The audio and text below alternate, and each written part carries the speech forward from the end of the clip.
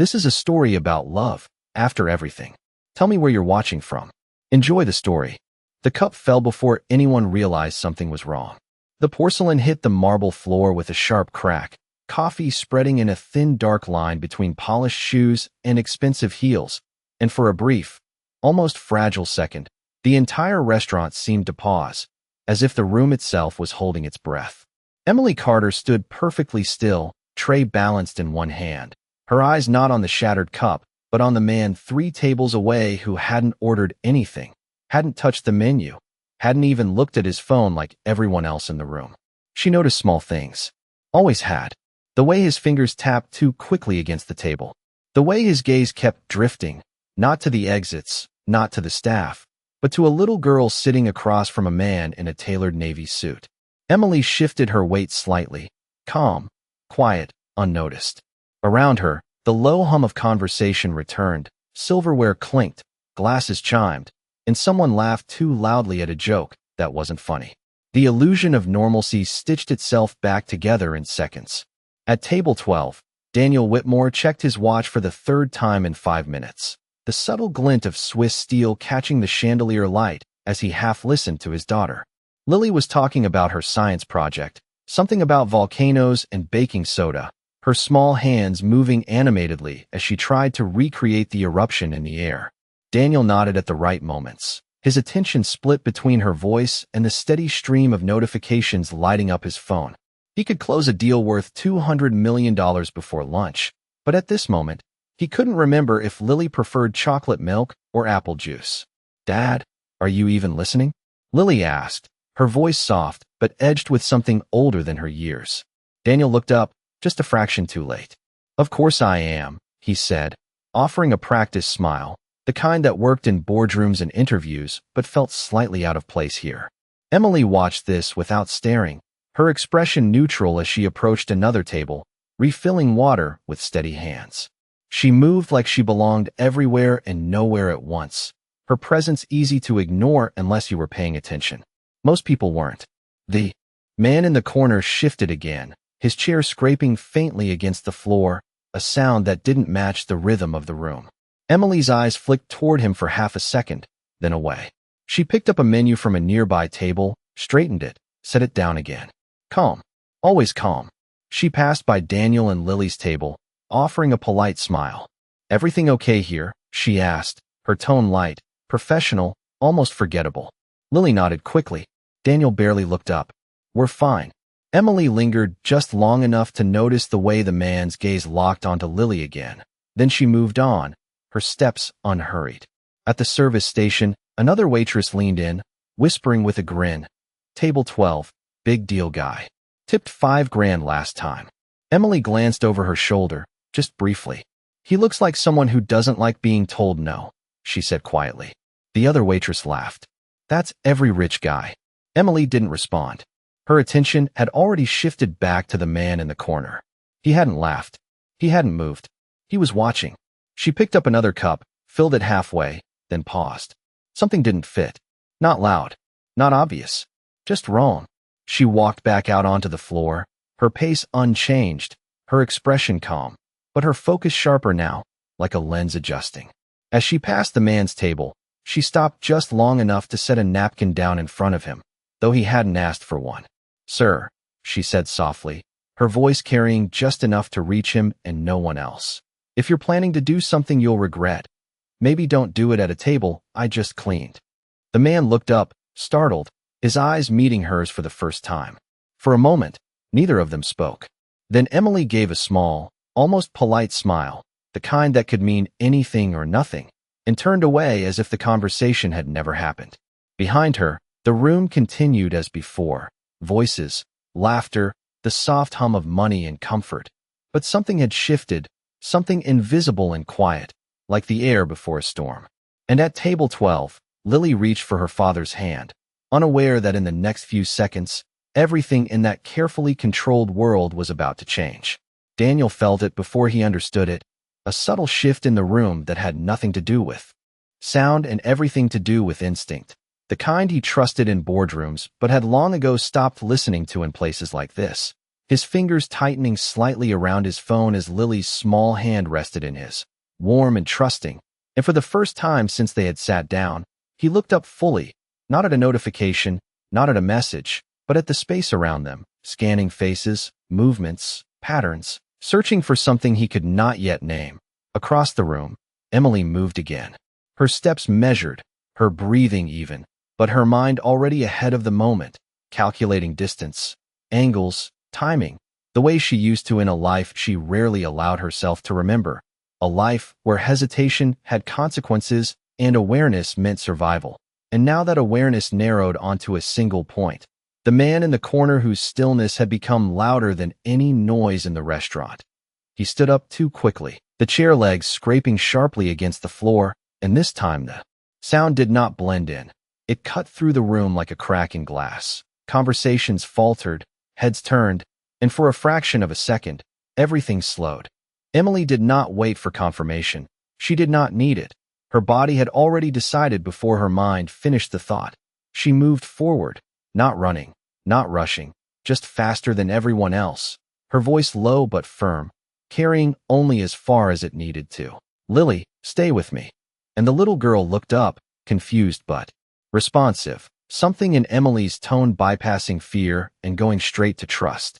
Daniel stood halfway between sitting and rising, caught in that impossible space where control slips and reality refuses to follow the rules he understood, his voice starting to form a question that never fully came out, because in the next heartbeat, Emily reached them, her hand steady as she guided Lily closer, her other arm creating a quiet barrier that felt more like protection than panic, her movements precise, economical, every second accounted for.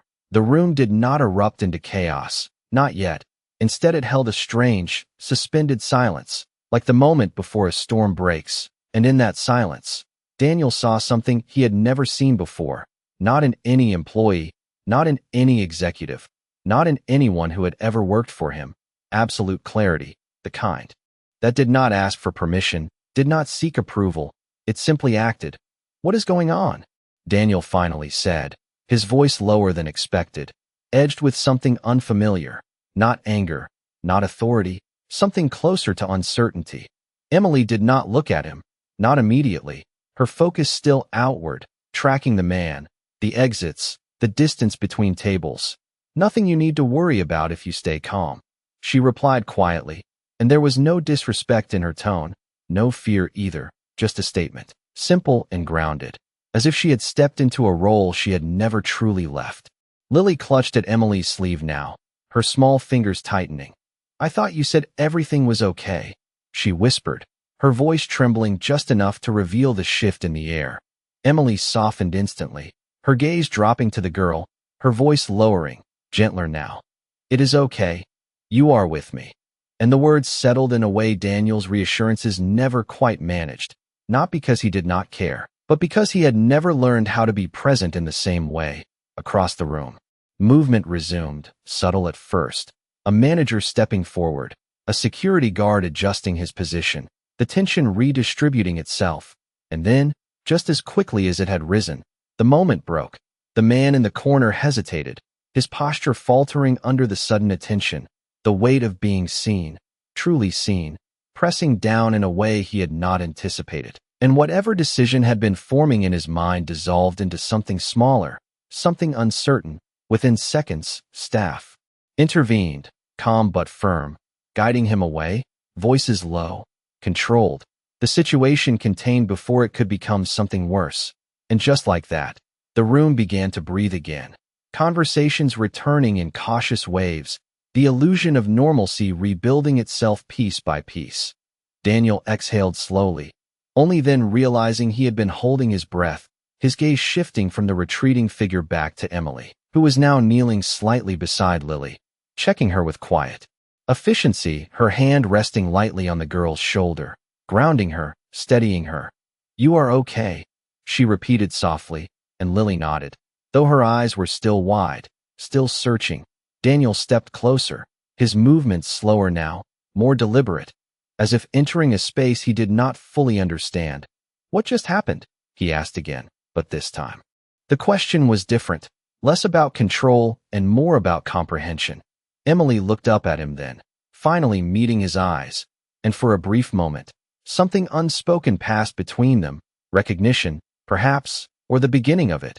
Someone made a bad choice, she said simply, rising back to her feet, her posture returning to that familiar, composed stillness, and then changed their mind. Daniel studied her. The answer both insufficient and somehow complete, his instincts telling him there was more beneath the surface, much more. But before he could press further, Lily tugged at his hand, pulling his attention back down. "Dad," she said softly, her voice small but certain, "she saved me." And the words landed heavier than anything else in the room, heavier than the silence, heavier than the tension that had just passed. And for the first time that day, Daniel Whitmore put his phone face down on the table and did not pick it up again. The restaurant never fully returned to what it had been, even though the conversations resumed and the glasses clinked again, because something invisible had shifted, something that could not be swept away with a cloth or covered with polite smiles. And Daniel Whitmore felt it in the way people glanced a little longer, spoke a little softer, as if they had all witnessed something they did not quite understand. He stood there for a moment, looking at Emily as she moved back into her role, picking up the broken pieces of porcelain, wiping the dark stain of coffee from the marble floor as if it were just another small accident in a long day, her hands steady, her expression calm, no trace of what had just happened written on her face. And that, more than anything, unsettled him. "Emily," he said, testing the name Lily had repeated twice already, and she paused, just briefly, before turning back to him, her posture straight but not defensive. "Yes, sir," she replied, the same professional tone, the same quiet distance, as if the last 5 minutes had not redefined the space between them. Daniel hesitated, a rare thing for a man who built his life on decisive action, and then he spoke, slower than usual, choosing each word with care. "I would like to understand what you saw that the rest of us did not." And there was no command in his voice, no expectation of compliance, just a question, honest and unguarded. Emily studied him for a second, not his suit, not his watch, but his eyes, as if measuring something deeper. Then she glanced down at Lily, who was still holding onto her sleeve, and a small, almost imperceptible smile softened her expression. "I saw someone who did not belong in his own story," she said quietly, and Daniel frowned slightly. "The answer abstract, unfamiliar. That is not very specific," he replied, and, for the first time, there was a hint of something else in Emily's gaze, something that might have been humor. "It usually is not," she said, then gently untangled Lily's fingers from her sleeve. "But people tell you more with what they do not do than with what they do," she added, her voice calm, measured, as if explaining something simple. Lily looked up at her father, her small face still serious. She knew before anyone else. She said, as if that settled everything, and Daniel found himself nodding, not because he fully understood, but because he trusted what he had seen. He reached into his jacket pocket, pulling out a sleek business card, the gesture automatic, familiar, a solution to every problem he had ever encountered. "I would like to thank you properly," he said, extending it toward her. "Please call my office. We can arrange something more appropriate than this." But Emily did not take the card. Not immediately. She looked at it, then back at him, and shook her head, slightly. "I was doing my job," she said, her tone neither dismissive nor impressed, just factual, and for a brief moment, Daniel felt something he had not felt in years, resistance that could not be negotiated, bought, or persuaded. "Your job is to serve tables," he said, not harshly, but with a certainty that had always guided him, and Emily tilted her head just a fraction, considering his words. "And today, that included making sure your daughter finished her meal safely," she replied, and there it was again, that quiet, immovable confidence that did not need validation. A nearby manager approached, his expression tight with concern. "Mr. Whitmore, we deeply apologize for the disturbance. Everything is under control now, and your meal will of course be complimentary," he said quickly, and Daniel barely acknowledged him, his attention still fixed on Emily. "I am not interested in a free meal," he said, his voice calm but firm. "I am interested in her." And the manager blinked, momentarily unsure how to respond. while Emily remained perfectly still, as if she had heard variations of this before and learned not to react. Lily tugged on Daniel's sleeve again. "Dad, can she sit with us for a minute?" she asked, her voice hopeful, and Daniel looked down at her, then back at Emily. The request simple, but the implication unfamiliar. He was not used to inviting people into his space without purpose, without negotiation, without a clear outcome. But something about this moment felt different, less like a transaction and more like a question he did not yet know how to answer.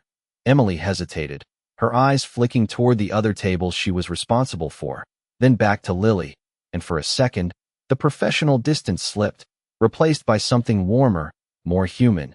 "Just a minute," she said finally, pulling out the empty chair beside Lily, and as she sat down, the contrast was almost absurd. The billionaire, the waitress, and the child between them. 3 lives that should not have intersected, now sharing the same quiet space. Daniel watched her closely, studying the way she moved, the way she spoke to Lily, the way she listened without interrupting. And for the first time in a long time, he was not thinking about numbers or outcomes or strategies. He was simply observing, trying to understand a variable he could not quantify. "You said people tell you more with what they do not do," he said after a moment, his tone thoughtful. "What does that say about me?" And the question hung there, unexpected, unfiltered, and Emily met his gaze again, her answer coming without hesitation. "It says you are used to being heard," she said softly, "but not used to listening." And the words landed without accusation, without judgment, just truth. And Daniel leaned back slightly, absorbing it, not offended, not defensive, just aware, as if a mirror had been placed in front of him for the first time in years. Lily smiled, looking between them, unaware of the weight of the moment. "See, Dad, I told you she is smart," she said. And Emily let out a small breath that almost sounded like a laugh. Light, brief, gone as quickly as it appeared, but enough to change. Something in the air, something subtle, something that neither of them could yet name. For a moment, no one moved, as if the table itself had become the center of a quiet gravity that pulled everything inward. And Daniel Whitmore found himself sitting in a way he had not in years, not leaning forward to dominate, not leaning back to disengage, but simply present, his hands resting on the table without purpose, without a device to occupy them. While across from him, Emily Carter sat with a posture that was both relaxed and alert, like someone who could leave at any second but chose not to. Lily swung her feet gently under the chair, the tension from earlier dissolving into something softer, something safer, her attention shifting between the two adults as if she could sense a conversation happening beneath the words. "So do you always notice things like that?" she asked Emily, her voice curious, and Emily tilted her head slightly, considering the question as if it deserved a real answer. "Not always," she said, "just when it matters," and Lily nodded, accepting that as enough, because children often understood what adults complicated. Daniel watched this exchange closely, the simplicity of it, the absence of performance, and he realized something uncomfortable. He did not know how to speak this way, not without a goal, not without a direction. Every conversation in his world was a negotiation, a step towards something measurable. But this felt unstructured, unpredictable, and strangely important. "Where did you learn that?" he asked, his tone quieter now. Less like an interview and more like a question he was not entirely prepared to hear the answer to. And Emily's gaze shifted to him, steady, unflinching. "From being wrong," she said, and the words landed with a weight that did not match their simplicity, Daniel's brow furrowing slightly. "That is not a typical training program," he replied, and this time Emily did smile, faint, almost reluctant. "No, it is not," she said, then glanced toward the dining room, where her responsibilities waited. "Patiently but persistently. But it tends to be effective," she added. A server passed by, giving her a look that was part curiosity, part reminder, and Emily caught it, nodding once before returning her attention to the table. "I should get back," she said, beginning to rise. But Lily reached out again, not grabbing this time, just touching her sleeve lightly.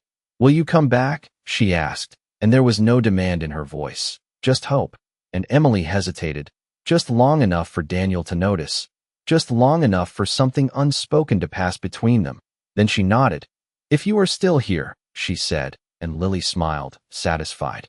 As Emily stepped away, the space she left behind felt larger than it should have, and Daniel watched her move through the restaurant with a different perspective now, noticing the details he had ignored before, the way she anticipated needs before they were spoken, the way she navigated the room without drawing attention, yet somehow maintaining control, and he realized, with a clarity that surprised him, that she was operating on a level he recognized, just in a completely different arena. "Dad," Lily said softly, breaking his focus. "You are staring," and Daniel blinked, looking down at her, a faint, almost embarrassed expression crossing his face. "I am observing," he corrected, and Lily rolled her eyes in a way that felt far too practiced for her age. "That is just a fancy word for staring," she replied, and despite himself, Daniel let out a quiet breath that almost resembled a laugh, the sound unfamiliar and used. He picked up his glass of water, then set it down again without drinking, his mind shifting, recalibrating. "She is not what she seems," he said, more to himself than to Lily, and Lily shrugged. "Maybe she is exactly what she seems, and you just did not notice before," she said, and the simplicity of the statement struck him harder than any analysis ever had. Across the room, Emily paused at the service station, her hand resting briefly on the counter as she exhaled slowly, the composure still intact but the moment catching up to her in quiet ways. She did not look back immediately. She did not need to. She could feel his attention, the weight of it, different from before, no longer dismissive, no longer transactional, something closer to curiosity, and she had learned long ago that curiosity could be more dangerous than indifference. She picked up another tray, adjusted the placement of the glasses, and stepped back into motion, the rhythm of the restaurant pulling her forward again, grounding her, and yet something had shifted for her as well, something she could not easily define, not in the man, not in the situation, but in the way the moment had unfolded, the way he had asked instead of assumed, the way he had listened, even if only for a second. When she returned to their table a few minutes later, it was with a small plate of fries that Lily had not ordered, setting it down with a quiet, "On the house," and Lily's face lit up instantly. "Thank you," she said, and Emily nodded, then looked at Daniel, not waiting for permission, not asking for approval, just acknowledging his presence, and Daniel met her gaze with something new in his expression, something less certain but more real. "I do not usually stay for dessert," he said, his tone measured, "but it seems I might make an exception today," and Emily raised an eyebrow slightly, a hint of that earlier humor returning. "Careful," she said. "That is how habits start." And for a brief moment, the tension that had defined their first interaction dissolved into something lighter, something almost easy, and neither of them fully understood why that felt more significant than anything else that had happened that afternoon. The fries were still warm when Lily reached for one, the faint curl of steam rising between her fingers as if the moment itself had softened, and Daniel watched the simple exchange with an attention that surprised even him. The way Emily placed the plate without asking, the way Lily smiled without hesitation, the way something so small carried more weight than any gesture he could have paid for. He leaned back slightly, studying Emily again, but this time not as a problem to solve or a variable to assess, more like a question that did not come with an obvious answer, and that alone was enough to hold his focus. "You do this often?" he asked, his tone measured, but no longer distant, and Emily tilted her head just slightly, as if deciding how honest she wanted to be. "Feed children who did not order fries," she replied, a trace of humor threading through her voice, and Lily giggled, while Daniel shook his head faintly, the corner of his mouth shifting in a way that suggested he was learning a new expression. "No," he said. "Step into situations that are not yours and make them better." And Emily paused at that, her gaze drifting for a second, not away from him, but somewhere inward, as if the question touched something deeper than the moment allowed. "I do not step into situations," she said quietly. "I step into consequences."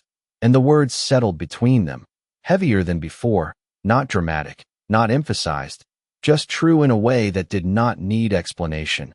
Daniel absorbed that, the phrasing unfamiliar, but the meaning unmistakable, and for a brief moment, he considered asking more, pressing further, but something stopped him, not hesitation, but respect, the recognition that not every answer could be requested on demand.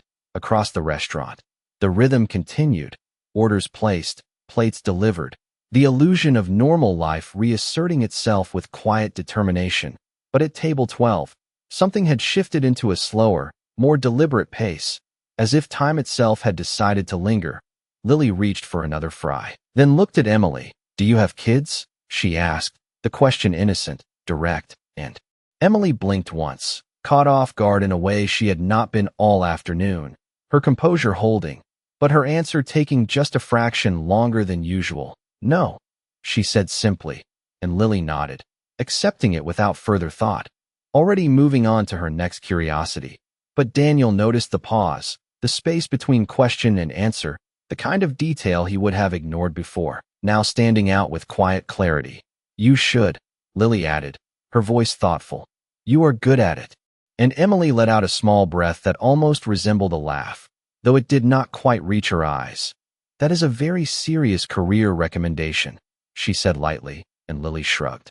"I am serious," she replied, and Daniel found himself watching Emily's reaction more closely than he intended, the way her shoulders shifted, the way her gaze softened just slightly, as if the comment had landed somewhere unexpected. "She tends to be," Daniel said, his voice quieter now, less formal, and Emily glanced at him briefly, something unspoken passing between them again, something that did not fit neatly into categories he understood.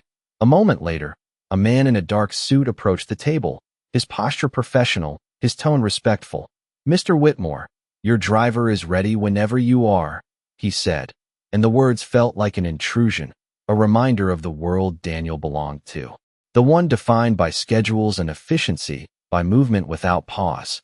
And for a second, Daniel did not respond, his attention still anchored to the space in front of him. Lily looked up, her expression falling just slightly. "We have to go?" she asked, and Daniel hesitated, the question simple, but the answer less so. "Soon," he said, though the word lacked its usual certainty. Emily straightened slightly, stepping back into her role, the moment folding in on itself as responsibility returned. "I will bring your check," she said, her tone returning to neutral.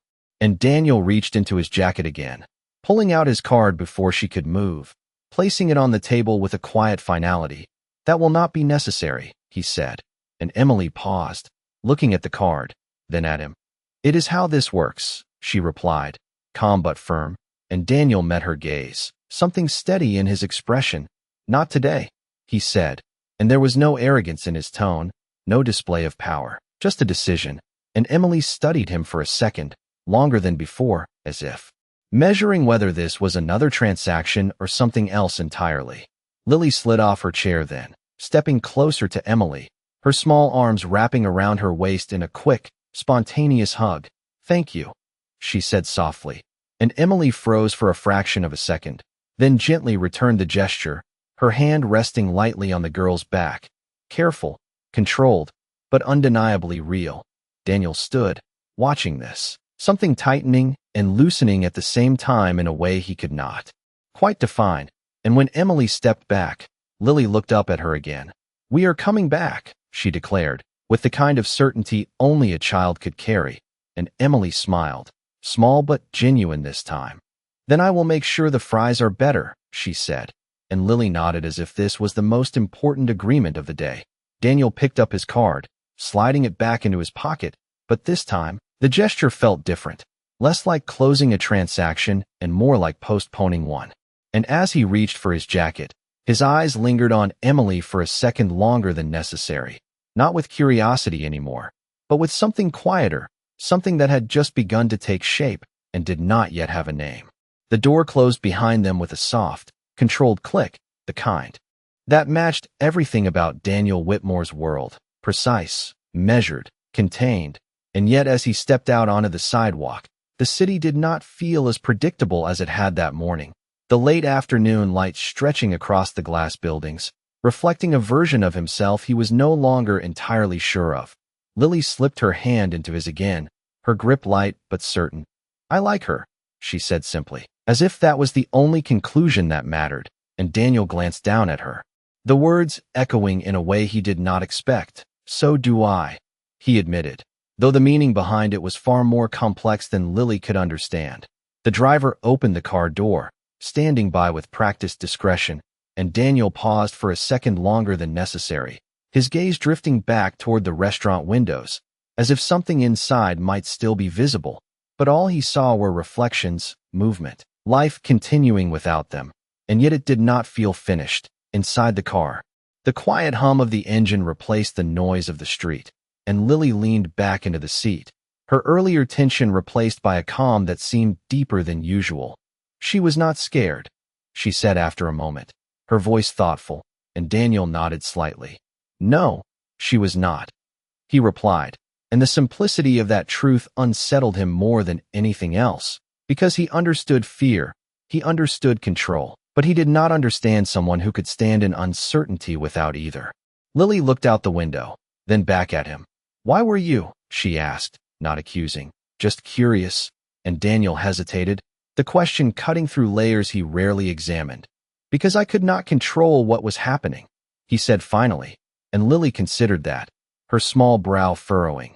But she could not either, she said, and Daniel exhaled slowly, recognizing the flaw in his own logic. No, he admitted, but she did not need to, and the realization settled in quietly like something that had always been there, waiting to be noticed. The car moved through the city, past intersections and buildings that had once felt like extensions of his reach, and yet now, his thoughts remained fixed on a single point, a woman who had refused his card, who had answered his questions without deference, who had stepped into a moment without hesitation and then stepped back out of it without expectation.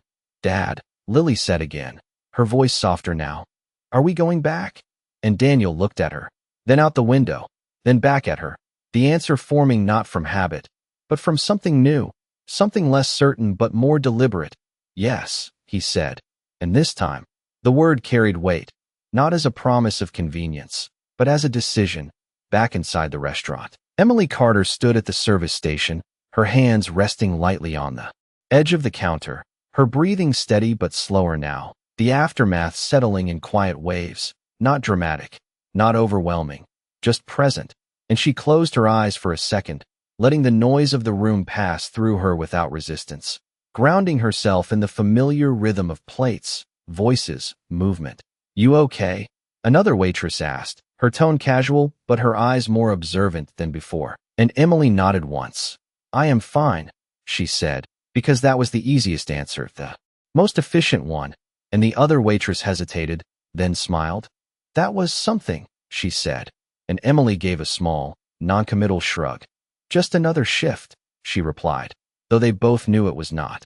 The manager approached next, his expression a mix of concern and calculation. Corporate is going to hear about this, he said, lowering his voice slightly. We might have to file a report, maybe even bring in security consultants. And Emily listened without reacting, nodding at the appropriate moments, but her mind was elsewhere, not on policies or procedures, but on the way Daniel had looked at her, not with entitlement, not with expectation, but with something she had not seen directed at her in a long time, something closer to recognition. She picked up a glass, polished it slowly, deliberately, the motion familiar, grounding, and yet her thoughts did not follow the usual path. They lingered, circling back to the same moment, the same table, the same quiet shift that had occurred without warning. Outside, the light began to fade, the city transitioning into evening, and inside, the restaurant adapted seamlessly, candles lit, tones lowered, the atmosphere shifting from busy to intimate, and Emily moved with it, adjusting without effort, her role unchanged, her routine intact, and yet something beneath it all had moved, just slightly, just enough to be noticed. She glanced toward the door once, then away, then back again, not expecting anything, not waiting, just aware, and when the next group of guests entered, she stepped forward with the same calm professionalism, the same steady presence, but somewhere in the back of her mind, a thought remained, quiet but persistent, that sometimes the moments that seemed finished were only the beginning, and that sometimes the people who walked out of your life without explanation had a way of returning, not because they had to, but because something in them had changed. The evening settled into the city like a quiet agreement, lights flickering on one by one as if the skyline itself was breathing, and Daniel Whitmore stood in his office, 27 floors above the street, staring at a view he had once considered unbeatable, but tonight it felt distant, almost irrelevant, the glass reflecting not the city but his own stillness, his phone resting untouched on the desk behind him, vibrating once, then again, then falling silent when ignored. He did not turn around, not immediately, because his mind was somewhere else, replaying details that refused to fade, the way Emily Carter had moved without hesitation, the way she had spoken without asking permission, the way she had looked at him without being impressed, and none of it fit into the categories he understood. Behind him, the office door opened with a soft knock, his assistant stepping in with the kind of efficiency he usually appreciated. "Mr. Whitmore, the board is ready for the call," she said, her voice calm, practiced, and Daniel closed his eyes for a brief second before turning, the shift almost visible, like a man stepping back into a role he had perfected over years. "Reschedule," he said, his tone even, but not open for discussion, and the assistant blinked, surprised. "Reschedule," she repeated, because in all her time working for him, that word had never applied to something like this. And Daniel nodded once. "Tomorrow morning," he added, already reaching for his jacket, already moving towards something that made no logical sense. Across the city, Emily Carter stepped out of the restaurant into the cool night air, the shift finally over, the hum of voices replaced by the softer sounds of traffic and distant conversations, and she paused on the sidewalk, adjusting the strap of her bag, letting the day settle in a way she rarely allowed, because thinking too much had never been useful. But tonight, the thoughts came anyway, uninvited, persistent, not about the man in the corner, not about the moment itself, but about what followed, the conversation, the questions, the way Daniel Whitmore had chosen to stay instead of leave. She started walking, her steps steady, familiar, heading toward the subway station 3 blocks down, the city around her moving at its usual pace, people passing without noticing, without caring, and she preferred it that way. Anonymity was simple, safe, predictable. "Emily," a voice called from behind her, not loud, not urgent, but clear enough to stop her mid-step, and she turned slowly, already preparing herself for something routine, a coworker, a late request, something expected, but instead she saw a black car pulling to the curb, the door opening before the engine fully settled, and Daniel Whitmore stepping out onto the sidewalk as if this were the most natural decision he had made all day. For a second, neither of them spoke, the city continuing around them, indifferent to the shift in gravity between two people who should not have crossed paths again so quickly, and Emily raised an eyebrow slightly, not surprised, but not welcoming either, just acknowledging. "You left something behind?" she asked, her tone neutral, and Daniel almost smiled, just enough to change his expression. "Yes," he said, taking a step closer. "A question." And Emily tilted her head, considering him, the streetlight, catching the edge of her profile, highlighting the calm that had not left her since the afternoon. "That sounds expensive," she replied, and this time Daniel did let out a quiet breath that could have been a laugh, brief, unguarded. "More than you think," he said. A car passed, headlights sweeping across them for a moment, then gone, leaving them in a softer light, and Daniel slipped his hands into his coat pockets, not out of discomfort, but out of something unfamiliar, restraint. "You said, you step into consequences," he began, his voice steady but slower than usual. "I would like to understand what that costs." And Emily watched him carefully, not his words, but his posture, his tone, the absence of demand, and she crossed her arms lightly, not defensive, just grounded. "Understanding does not usually change anything," she said, and Daniel nodded, accepting that. "It might change me," he replied. And the simplicity of the statement lingered between them, heavier than anything he had said earlier that day. Emily looked away for a second, down the street, then back at him, as if measuring the distance between who he was and who he thought he could become, and when she spoke again, her voice was quieter, less guarded. "People do not change because they understand," she said. "They change because they choose to." And Daniel held her gaze, something steady forming beneath the surface. "Then I am choosing," he said, not loudly, not dramatically, just clearly. And for the first time since he had stepped out of the car, Emily did not respond immediately, her composure still intact, but something in her eyes shifting, just slightly, just enough to suggest that this moment was not as simple as it appeared. A train rumbled faintly in the distance, the sound echoing up from the subway entrance, and Emily glanced toward it, then back at him. "That is a long conversation," she said, and Daniel nodded once. "I cleared my schedule," he replied, and there it was again, that subtle shift, the billionaire who controlled time choosing to give it away without a guarantee of return. Emily let out a small breath, not quite a sigh, not quite a laugh, something in between, and adjusted the strap of her bag again. "You are not used to waiting, are you?" she said, and Daniel shook his head slightly. "No," he admitted, "but I am learning," and the honesty of it, unpolished, direct, settled into the space between them in a way that neither of them could ignore. For a moment, the city felt quieter, the noise fading into the background as if giving them room, and Emily looked at him one more time, longer now, more carefully, as if deciding whether this was another passing moment or the beginning of something neither of them had planned. And when she finally spoke, her voice carried a softness that had not been there before. "Then walk," she said, turning toward the subway entrance, not waiting to see if he would follow, because some choices, she knew, had to be made without instruction. Emily did not slow down as she descended the subway steps, the sound of the city above fading into a lower, more mechanical rhythm, the hum of trains, the echo of footsteps, the distant announcement of arrivals and delays. And behind her, Daniel Whitmore followed, not because he understood where this was going, but because for once he had decided not to lead. The air underground was cooler, carrying that familiar metallic scent that clung to the walls, and Emily moved through it with ease, her pace steady, her direction clear, while Daniel adjusted unconsciously, his polished shoes less suited for the worn concrete, his movements slightly out of sync with the environment. And yet he did not hesitate, he did not check his watch, he did not reach for his phone. "You are out of place," Emily said without turning, her voice carrying just enough to reach him over the ambient noise. And Daniel glanced around, taking in the peeling posters, the flickering lights, the mix of people who moved with purpose or none at all. "I have been in worse places," he replied, though there was no arrogance in the statement, just observation. And Emily gave a small nod, accepting that without comment.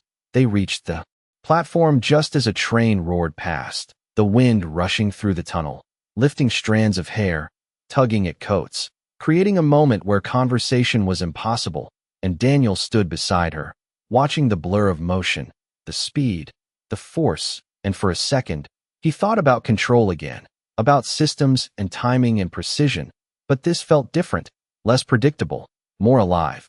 When the train passed, the noise settled, replaced by a quieter anticipation, and Emily leaned lightly against a column, her arms crossed, her posture relaxed but not casual, and Daniel stood a few feet away, respecting the space without being told.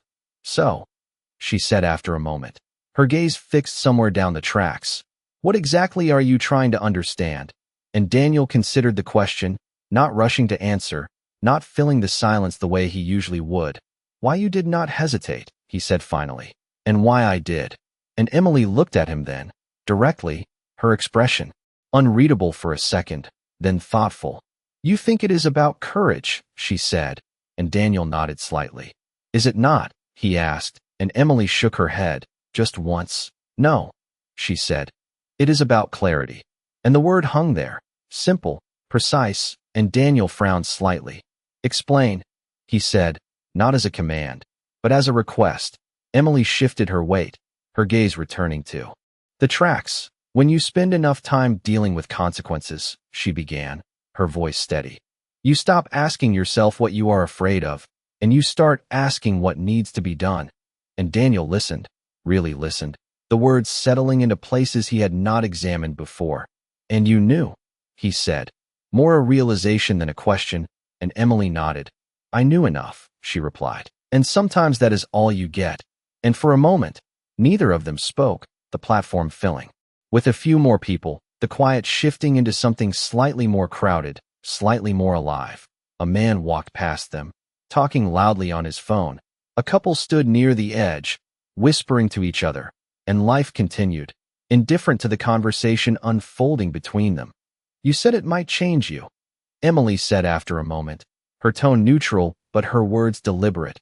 "What does that look like?" And Daniel let out a slow breath, the question turning inward, forcing him to articulate something he had only begun to feel. "It looks like not reaching for my phone when my daughter is talking," he said, his voice quieter now. "It looks like asking a question without expecting a specific answer," he continued, then paused, as if weighing his next words carefully.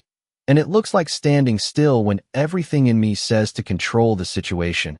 And Emily watched him, not impressed, not dismissive, just attentive, as if measuring the sincerity behind the statements. "That is a start," she said, and there was no judgment in her tone, no praise either, just acknowledgement. And Daniel nodded, accepting that, because for once, he was not looking for validation, just direction.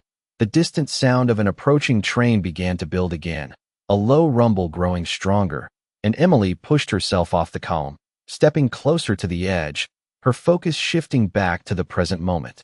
"You cannot control everything," she said, her voice carrying over the rising noise. "But you can choose where you stand when things happen." And Daniel stepped forward as well, stopping just short of the yellow line, his posture more grounded now, less rigid. "And where do you stand?" he asked, and Emily glanced at him briefly, a flicker of something softer crossing her expression. "Where I am needed," she said, and the simplicity of it struck him again, not because it was profound, but because it was consistent, because it matched everything he had seen. The train pulled into the station with a rush of air and sound, doors sliding open, people stepping in and out in a practiced flow, and Emily moved toward it without hesitation, then paused at the entrance, turning back just enough to meet his gaze one more time. "This is my stop," she said, and Daniel looked at the train, then at her, then back at the train, the decision forming without calculation this time. "Then it is mine too," he said, and for a brief second, something in Emily's eyes shifted again, not surprise, not resistance, something closer to recognition, as if she had expected that answer even before he did, and without another word, she stepped inside, trusting that if he followed, it would not be because he had to, but because he had chosen to. The train doors closed with a soft chime, sealing them inside a space that moved without asking permission, and Daniel Whitmore stood just inside the car, one hand lightly gripping the metal pole as the train lurched forward, the sudden motion shifting his balance for a fraction of a second before he adjusted, his body catching up to a rhythm it was not used to, while Emily Carter stood a few feet away, steady, unaffected, as if she had done this 1,000 times, because she had. The car was not crowded, but it was not empty either, a handful of people scattered along the seats, some staring at their phones, others lost in their own thoughts, and no one paid them any attention, which was perhaps the most unfamiliar part for Daniel. Anonymity in a place where his presence usually created space, silence, recognition. He glanced around briefly, then back at Emily, who had taken a position near the door, her posture relaxed but aware, her gaze occasionally shifting to the reflections in the window rather than the people themselves, as if she trusted what she saw indirectly more than what was presented directly. "Do you always bring strangers onto trains?" Daniel asked after a moment, his tone carrying a hint of dry curiosity, and Emily glanced at him, one eyebrow lifting slightly.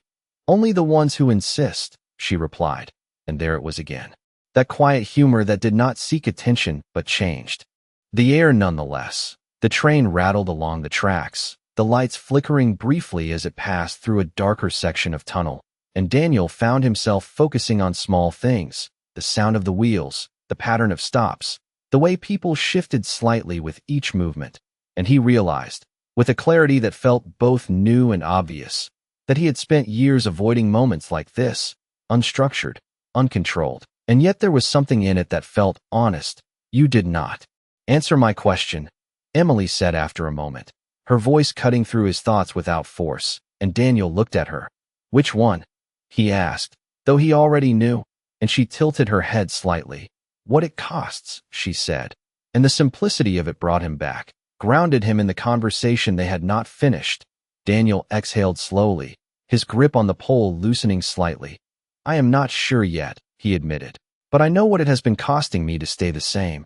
And Emily watched him for a second, longer than before, as if weighing not the words but the truth behind them. And that is? She asked, and Daniel looked away briefly, not to avoid the question, but to find the right way to answer it. Distance, he said finally. From people, from moments, from my daughter. And the last word lingered, heavier than the others, and Emily nodded once, as if that confirmed something she had already suspected. The train slowed as it approached the next station, the brakes releasing a low, steady sound, and the doors opened, letting in a small wave of new passengers, a mother with a stroller, a man in a construction jacket, a teenager with headphones too loud for anyone nearby to ignore, and life continued to fold into itself, layers overlapping without interruption. Emily shifted slightly to make room, her movements instinctive, considerate without effort, and Daniel mirrored her a second later, not out of habit, but out of awareness, and she noticed. Just a flicker of acknowledgement in her eyes, nothing more. You are learning, she said quietly, and Daniel glanced at her, a faint, almost self-aware expression crossing his face. Slowly, he replied, and Emily gave a small nod. That is the only way it works, she said. The train started moving again, the motion smoother this time, and for a moment, neither of them spoke, the silence not empty but full, carrying the weight of everything they had not yet said, everything still unfolding between them. Why did you leave? Daniel asked suddenly, the question emerging without the usual filtering, and Emily's gaze shifted to him, sharp but not defensive. Leave what? She replied, though her tone suggested she understood more than she let on. Whatever taught you to see like that, he said, his voice steady, and Emily held his gaze for a second, then looked away, toward the window, her reflection faint against the dark tunnel rushing past. Because sometimes doing the right thing does not look right to everyone else, she said, her voice quieter now, less guarded, and Daniel felt the answer settle in. Incomplete, but revealing enough to change the shape of the question. And that was enough to make you walk away? He asked, not challenging, just trying to understand. And Emily shook her head slightly. No, she said. It was enough to make me choose where I wanted to stand next. And the words echoed something she had said before, but now they carried more context, more weight. The train began to slow again, another station approaching, and Emily straightened slightly, her attention returning to the present. This is where I get off, she said, and Daniel looked at the platform through the window, then back at her, the moment narrowing, focusing. Then I get off here too, he said, without hesitation this time, and Emily studied him for a second, as if confirming that this was not impulse, not curiosity, but something more deliberate. The doors opened, and she stepped out, moving with the same calm certainty she had shown all day, and Daniel followed, the platform quieter than the last, the air cooler, the noise softer, and as the train pulled away behind them, leaving a brief silence in its wake, Emily turned to him once more, her expression unreadable for a moment before softening just slightly. You know, this does not come with instructions, she said, and Daniel met her gaze, something steady and grounded in his own. Good, he replied. I am tired of following them. And for the first time since they had met, Emily did not look away immediately, as if, for a brief second, she believed him. The platform felt quieter after the train left, the fading rumble dissolving into a low hum that lingered beneath everything, and Daniel Whitmore stood there for a moment, adjusting not his posture, not his coat, but something less visible, something internal that had been shifting since the afternoon, while Emily Carter had already begun walking toward the exit, her pace unhurried, her direction certain, as if she trusted that he would either follow or not without needing to check. He followed. The stairwell ahead was narrow, the fluorescent lights casting a steady, unflattering glow on concrete walls marked by years of movement and time, and Emily climbed without pause, her steps light but consistent, while Daniel matched her pace a second later, his polished shoes echoing slightly louder against the worn steps, the contrast between them not lost on either of them, but no longer defining the space between them either. You are quiet, Emily said as they reached the top, pushing open the heavy door that led back to the street, and Daniel stepped out into the cooler air, the city now fully transitioned into evening, lights reflecting off glass and pavement, creating a different kind of energy, less rushed, more layered. "I am thinking," he replied, and Emily glanced at him briefly, a faint hint of curiosity crossing her expression. "That usually means you are trying to control something," she said, not as an accusation, just as an observation. And Daniel shook his head slightly. "Not this time," he said, and for a moment that was enough. They walked side by side down the block, the rhythm of their steps gradually aligning, the distance between them comfortable, unforced, and Daniel noticed things he would have ignored before. The way Emily adjusted her pace to avoid a crowded section of sidewalk, the way she instinctively shifted to the outside when a group passed too close, small decisions made without thought, but with purpose. And he realized that her awareness was not just situational, it was constant, a quiet vigilance that did not demand attention but shaped everything she did. "Where are we going?" he asked after a few minutes, not because he needed to know, but because he was learning to ask without expectation, and Emily looked ahead, then to the side, then back at him. "Nowhere specific," she said, which is usually where the useful conversations happen, and Daniel let out a soft breath that might have been a laugh. "That sounds inefficient," he replied, and Emily's lips curved just slightly. "Only if you measure everything," she said, and the simplicity of it landed again, familiar now, but still effective. They reached a small corner diner, nothing remarkable from the outside, a flickering neon sign, a few occupied booths visible through the window, the kind of place Daniel had not stepped into in years, if ever, and Emily paused, glancing toward it, then at him. "Do you eat places without a reservation?" she asked, her tone light, but her eyes observant, and Daniel followed her gaze, taking in the worn exterior, the lack of valet, the absence of anything that signaled exclusivity, and then he looked back at her.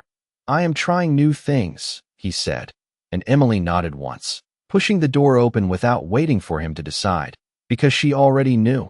Inside, the air was warmer, filled with the scent of coffee and something grilled, the low murmur of conversations blending with the soft clatter of dishes, and a waitress behind the counter looked up, offering a simple, genuine smile that did not recognize Daniel Whitmore as anything other than another customer.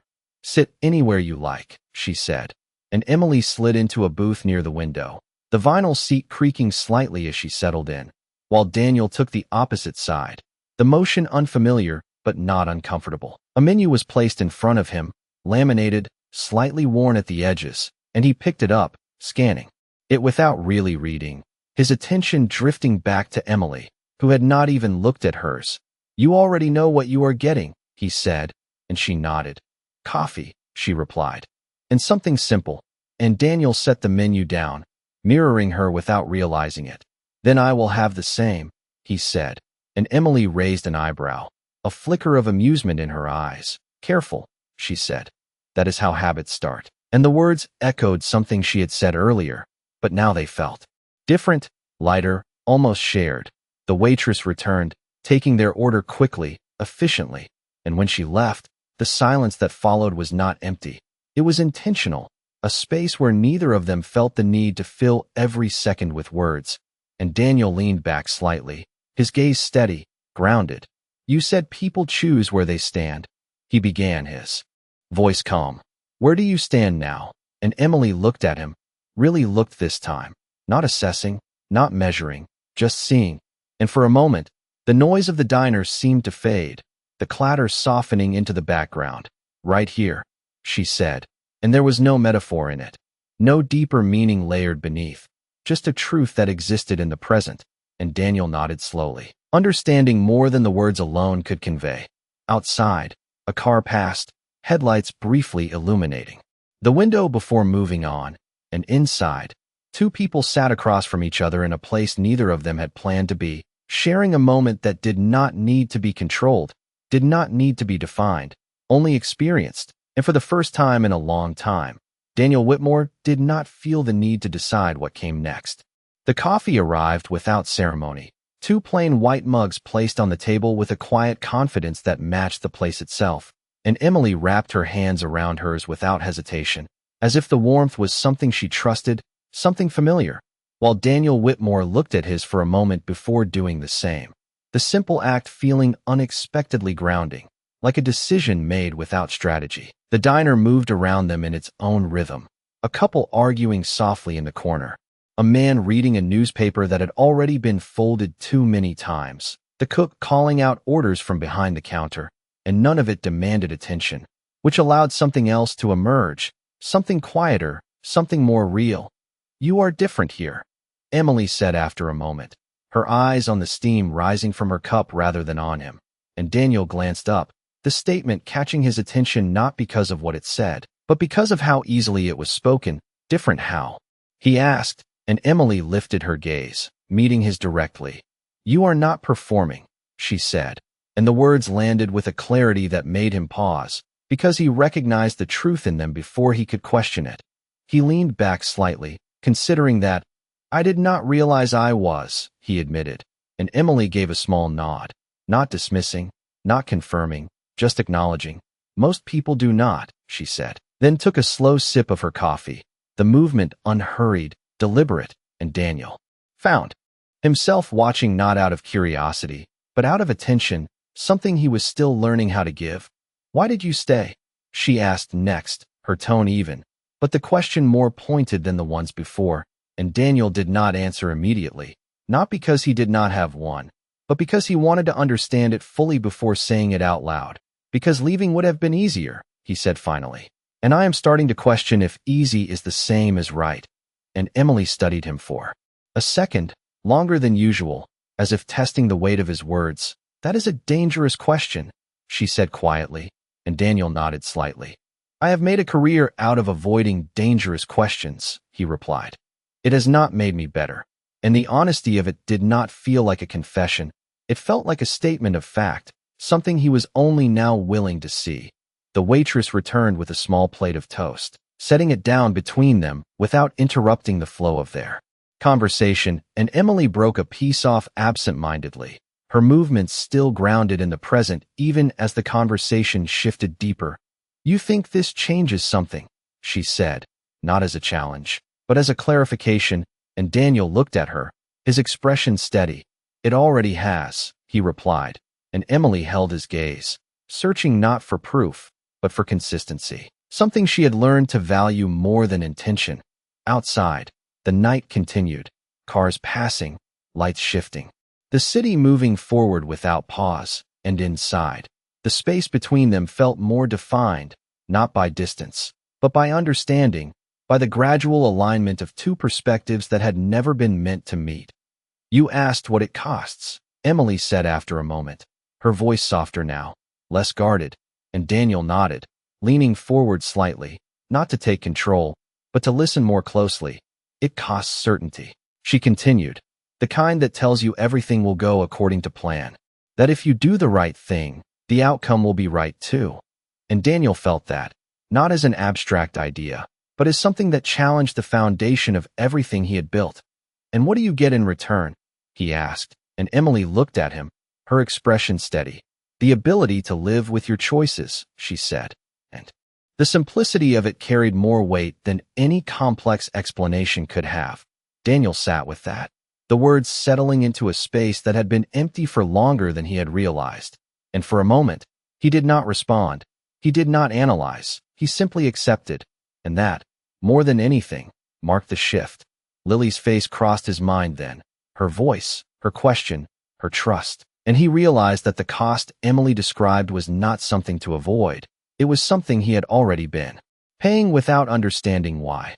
"I do not want to miss it anymore," he said quietly, almost to himself, and Emily heard it, even though it was not directed at her, and something in her expression softened, just slightly, as if she recognized the weight behind the words. The diner noise rose and fell around them, plates clinking, a bell ringing somewhere in the kitchen, and time continued to move, but for once, Daniel Whitmore did not feel the need to keep up with it. He felt present within it, anchored in a moment that did not require control to be meaningful. Emily set her cup down, her fingers lingering on the edge for a second before she pulled them back, her gaze returning to him with a quiet certainty. "Then do not," she said, and there was no instruction in it, no pressure, just a simple statement that carried both permission and responsibility. And Daniel nodded, not as agreement, but as acknowledgement. Because for the first time, he understood that change was not something he could schedule, delegate, or negotiate. It was something he had to choose, one moment at a time, starting with this one. The moment did not end with a decision. It stretched, quietly, like the last note of a song that refused to fade. And Daniel Whitmore sat there a second longer than necessary, his hands still near the cup, his eyes not on Emily Carter, but somewhere just beyond her, as if the version of himself he had been was still catching up to the one he was becoming. The check arrived without announcement, placed gently at the edge of the table, and this time neither of them reached for it immediately. Because for once, the transaction did not define the moment. Emily glanced at it briefly, then back at him. "You know this is where people usually return to what they understand," she said, her voice calm, not challenging, just stating what she had seen too many times before. And Daniel looked at the check, then at her, then back at the check, as if it represented more than a number, more than a cost. "And what do you understand?" he asked, and Emily leaned back slightly, her posture relaxed but grounded. "That moments like this do not come back the same way twice," she said, and the weight of that settled between them, not urgent, not heavy, but real. Daniel reached forward then, not for his wallet, not for his phone, but for the check itself, folding it once, then setting it aside, as if deciding that its role in this moment was already finished. "Then I should not treat it like something I can repeat later," he said, and Emily watched him, her expression unreadable for a second before something softened again, just enough to be noticed. Outside, the city moved forward, unaware, indifferent, but inside that small booth, something had shifted into clarity, not the kind that came from certainty, but the kind that came from choosing without needing guarantees. "What happens next?" Daniel asked, not because he needed a plan, but because he was learning to ask questions that did not come with answers. And Emily looked at him for a long moment, her gaze steady, searching not for weakness, but for truth. "That depends," she said, "on whether this is just a story you tell yourself tomorrow, or a choice you carry with you after tonight." And Daniel felt that, not as pressure, but as direction, something simple and difficult at the same time. He stood slowly, the movement unhurried, deliberate, and Emily followed a second later, the space between them closing without effort as they stepped out of the booth, leaving behind the plates, the cups, the version of the evening that had already passed. The waitress behind the counter gave them a small nod as they approached, and Daniel paused, just for a second, looking at her, really looking, before placing cash on the counter, not excessive, not performative, just enough. And Emily noticed, not the amount, but the intention behind it, the absence of display, and she did not comment, because some changes were better left unspoken. The door opened with a soft chime as they stepped back into the night, the air cooler now, the streets quieter, and for a moment, they stood side by side without moving, as if the next step mattered more than any step before it. "You have a daughter waiting for you," Emily said gently, her voice carrying a reminder that was not meant to pull him away, but to anchor him. And Daniel nodded, the thought of Lily no longer something distant, something scheduled, but something immediate, something real. "And I have not been there enough," he admitted. And Emily's gaze softened again, just slightly. "Then start," she said, simple, direct, and Daniel looked at her, really looked this time, not as a question, not as a mystery, but as a person who had changed something in him without asking for anything in return. "Come with us tomorrow," he said suddenly, the words forming before he could analyze them, before he could shape them into something more controlled. And Emily blinked once, the unexpected nature of the invitation breaking through her composure for just a fraction of a second. "That is not a small request," she said, her tone calm, but her eyes more searching now. And Daniel nodded, accepting that. "I know," he replied, "but neither is what you did today, and I am not asking because I owe you," he added, his voice steady. "I am asking because I want you there." And the difference between the two hung in the air, clear, undeniable. Emily looked away for a second, down the street, then back at him, as if weighing not the words, but the intention behind them. And for a moment, the city seemed to quiet just enough to give her space to decide. And when she spoke again, her voice carried that same quiet strength that had defined her all day. "One day," she said, "not a habit." and Daniel felt something shift again, not a victory, not an agreement, but a beginning, something that did not promise permanence, only possibility, and he nodded, not pushing, not negotiating, just accepting. A car pulled up at the curb then, his driver stepping out, waiting without interruption, and Daniel glanced at it, then back at Emily, the two worlds overlapping in a way that no longer felt separate. Tomorrow, he said, not as a command, not as an expectation, but as an invitation, and Emily gave a small nod, the faintest hint of a smile returning. Tomorrow, she echoed, and as he stepped into the car, closing the door behind him, Daniel Whitmore realized that for the first time in a long time, he was not thinking about what he could gain, only about what he did not want to lose. Morning did not arrive with noise. It arrived quietly, with soft light slipping through glass and curtains, and Daniel Whitmore stood in his kitchen holding a cup of coffee that had gone untouched for longer than usual, his eyes not on the skyline, but on the small figure sitting at the counter, Lily swinging her legs gently as she traced invisible patterns on the surface, waiting without asking, because children understood waiting better than adults did. "You are early," she said finally, glancing up at him, and Daniel almost smiled, setting the cup down without drinking. "I did not want to be late," he replied, and the words carried more meaning than the moment required. But Lily nodded as if she understood anyway. A soft knock echoed from the hallway, not loud, not urgent, just present, and Daniel felt it before he moved. Something steady, something certain, and when he opened the door, Emily Carter stood there, not dressed for a restaurant, not framed by noise or motion, just herself, calm, grounded, exactly where she said she would be. For a second, neither of them spoke. The space between them filled not with tension, but with recognition, the kind that did not need explanation. And then Lily appeared at his side, her eyes lighting up instantly. "You came," she said, her voice carrying that same quiet certainty she had shown the day before, and Emily nodded, a small, genuine smile softening her expression. "I said I would," she replied, and Lily reached for her hand without hesitation, as if the connection had already been decided. Daniel stepped back, letting them in, the door closing behind them with a softness that matched everything about the moment. And for the first time in a long time, his home did not feel like a space he owned. It felt like a space he was sharing.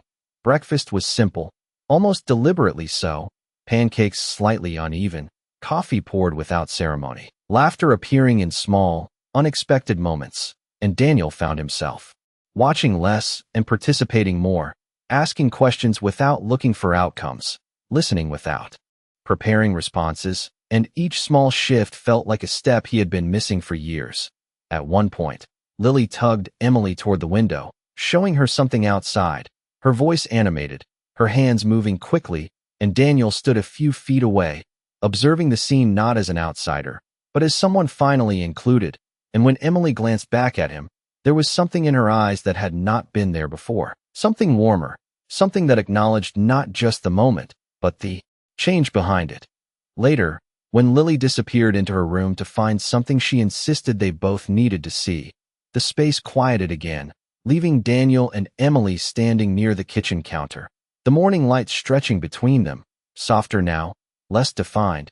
"You kept your word," Emily said, her voice low, not testing, just acknowledging, and Daniel nodded. "I am trying to keep more than that," he replied, and Emily studied him for a second, not searching for flaws, not expecting failure, just seeing, and for the first time, she did not look away immediately.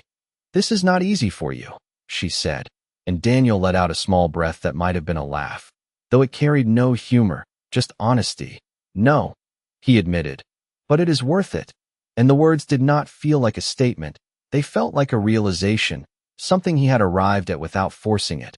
Emily stepped a little closer, not enough to close the space completely, but enough to change it, to make it intentional, and her voice softened just slightly. "Then do not stop," she said, and Daniel met her gaze, something steady, something certain forming beneath everything else. "I do not plan to," he replied, and for a moment, the world outside seemed to pause, not because anything dramatic had happened, but because something simple had finally aligned. Lily's footsteps echoed down the hallway, breaking the moment in the best possible way. And she rushed back and holding a drawing, bright colors, and uneven lines forming something that was not perfect, but complete. "It is us," she said proudly, pointing to 3 figures standing side by side. And Daniel looked at it. Really looked, not at the lines, but at the meaning behind them. And then he looked at Emily, who was already looking at him, her expression quiet, but no longer guarded. He did not speak immediately, because some things did not need words. And when he finally did, his voice was softer than it had ever been. "Stay," he said, not as a request, not as an obligation, but as a truth he had come to understand.